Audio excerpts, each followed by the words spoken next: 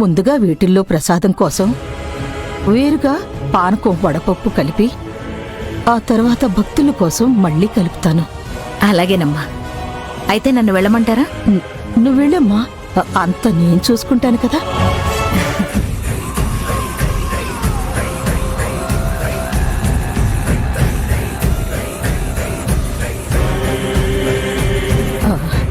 మళ్ళీ ఏంటమ్మా? మిమ్మల్ని ఎప్పుడూ మా ఏరియాలో చూడలేదు నేను. ఇంతకీ ఎవరు మీరు? నేను ఎదురింటి రమణ గారి అమ్మమ్మని. అప్పుడప్పుడు వచ్చి ఓ 4 రోజులుండి వెళ్తూ ఉంటానమ్మా. కానీ మిమ్మల్ని చూస్తుంటే మాత్రం ఎవరినో చూసినట్టుంది. దీని దుంప తెగ కొంపతీసి గుర్తుపట్టేసిందా? మీ పేరేంటి? నీలాంబరా? నీలాంబరి కాదమ్మా, నీలవేణి. సరేలేండి, నువ్వెళ్ళు, అంతా నేను చూసుకుంటాను. నువ్వెళ్ళు.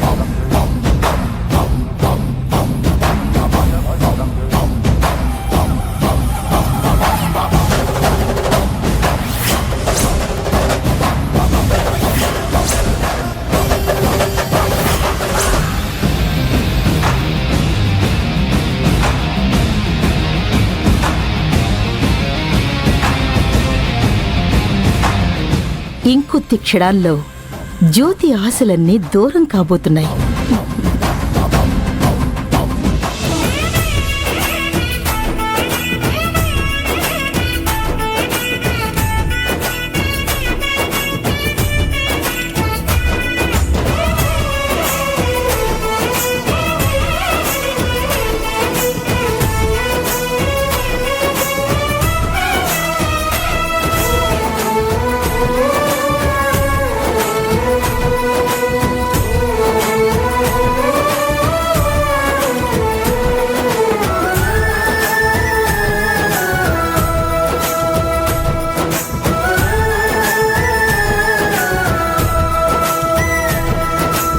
పీటల మీద కూర్చున్న దంపతుల కోసం ప్రసాదం.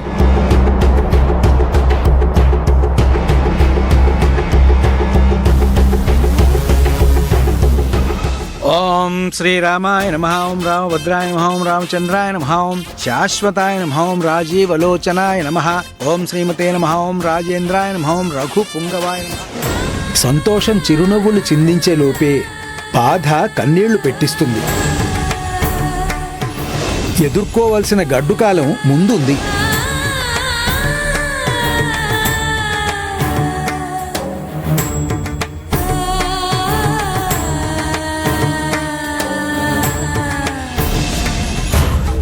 ఈ కళ్యాణంలో నీలాంబరి ఆంటీ ఏదో ప్లాన్ చేసి జ్యోతి కోలుకోలేని ముప్పు తెచ్చి పెడుతుందని ఆశపడితే ఆంటీ రాలేదేంటి?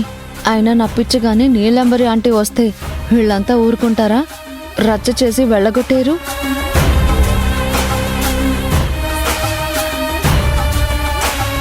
ఇందాక కొంచెం రామయ్య కథ చెప్పుకున్నాం కదా, ఇప్పుడు మరికొంత వినండి. శ్రీరాముడు లక్ష్మణ, ఆంజనేయ, సుగ్రీవ వానర సమేతంగా సముద్రం వరకు చేరుకున్నాడు. వానరముఖ సహాయంతో లంకని చేరుకున్నాడు. నేనెప్పుడెప్పుడు సీతను చూస్తానా అని రాముడి ఆరాటం. నా రాముడు ఎప్పుడొచ్చి నన్ను తీసుకెళ్తాడా అని సీత ఎదురుచూపు.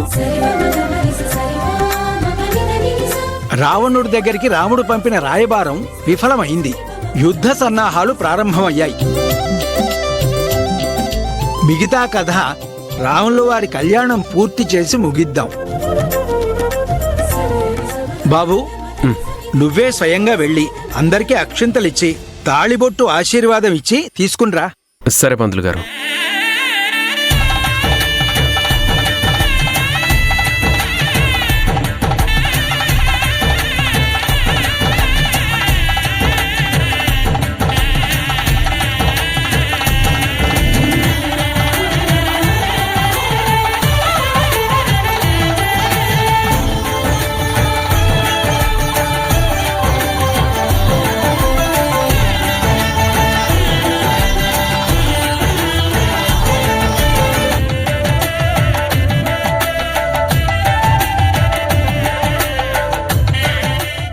వాగ్మినే నమః ఓం సత్యవాచినే నమః ఓం సత్య విక్రమాయ నమః ఓం సత్యవ్రతాయ నమః ఓం వ్రతధరాయ నమః ఓం కౌశలేయాయ నమః ఓం ఖరధ్వంసినే నమో నమః